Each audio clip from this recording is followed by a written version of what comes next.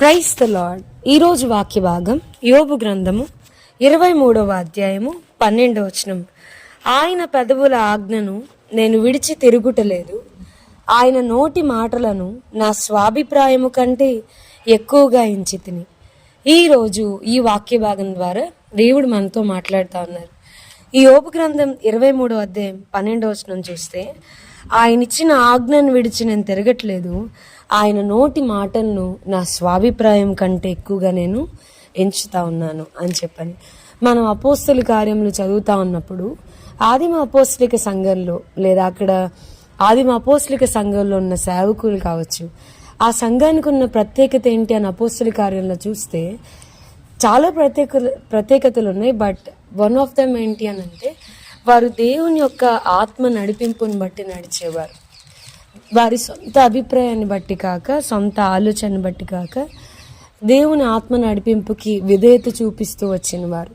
మన అపోస్తల కార్యంలో చూస్తే గనుక పేతురు గారు, ఫిలిప్పు, అలాగే అననీయ, వీళ్ళందరూ, పౌలు గారు, చాలామంది అపోస్తల కార్యంలో దేవుని యొక్క నడిపింపుని, ద గైడెన్స్ ఆఫ్ గాడ్, వాళ్ళ లైఫ్లో ఎటెళ్ళాలి, ఎవరికి సువార్త చెప్పాలి, ఎక్కడ పరిచర్య చేయాలి, కంప్లీట్గా దేవుని యొక్క గైడెన్స్ని, దేవుని యొక్క నడిపింపును పొందుకొని నడిచిన వారు. మనం చూస్తే అపోస్తల కార్యంలో 10వ అధ్యాయంలో మరి పేతురు గారికి ఆయనకి ఆఫ్టర్నూన్ లంచ్ ప్రిపేర్ చేయడానికి కొంచెం బ్రేక్ వస్తుంది.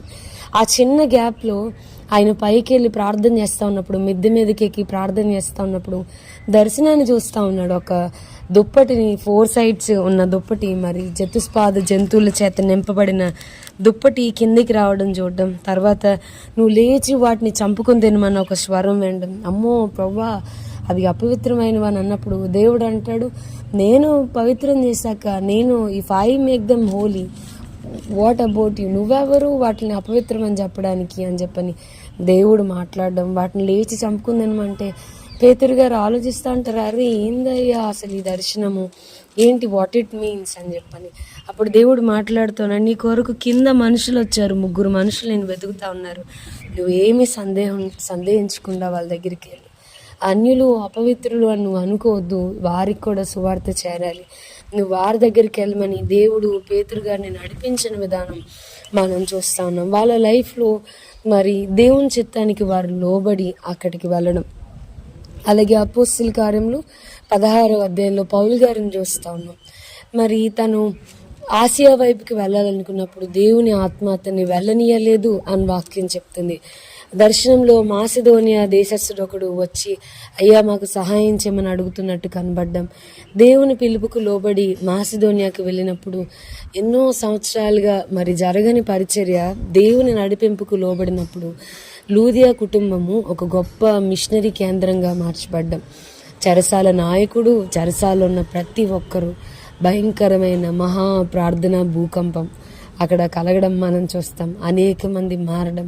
మాసిదోనియాలో ద డోర్స్ ఫర్ గాస్పల్, సువార్తకి ద్వారాలు అనేవి తెరవబడ్డం మనం చూస్తా ఉన్నాం. సో వాక్యం వింటున్న ప్రియమైన వారులారా, ఈ యోబు గ్రంథం 23వ అధ్యాయంలో చెప్పబడినట్లుగా, ప్రవ్వా నా స్వాభిప్రాయం కంటే నీ నోటి మాటను నేను ఎక్కువగా ఎంచుతా ఉన్నాను. నాకంటూ కొన్ని ప్లాన్స్ ఉన్నాయి, నాకంటూ కొన్ని ఆలోచనలు ఉన్నాయి, నాకంటూ కొన్ని ప్రణాళికలు ఉన్నాయి, కొన్ని ఇష్టాలు ఉన్నాయి. బట్ అబోవ్ ఆల్ నీ నోటి మాటకి, నీ ఆలోచనకి నేను ఎక్కువ ప్రయారిటీ ఇస్తున్నాను. ప్రభా నన్ను కూడా నడిపించు. ఆయన చిత్తానికి మనల్ని మనం అప్పగించుకుంటే, ఆయన నడిపింపుకి మనల్ని మనం అప్పగించుకుంటే, ముందన్నడు జరగనివి, కొన్ని సంవత్సరాలుగా ఆగిపోయినవి మరలా ఓపెన్ అవ్వడం, కొన్ని సంవత్సరాలుగా ఆగిపోయినవి జరగడం, ఒకే రాత్రిలో అద్భుతాలు జరగడం మనం చూస్తాం. దేవుని యొక్క హస్తము బలంగా మన పక్షాన కదలడం మనం చూస్తాం.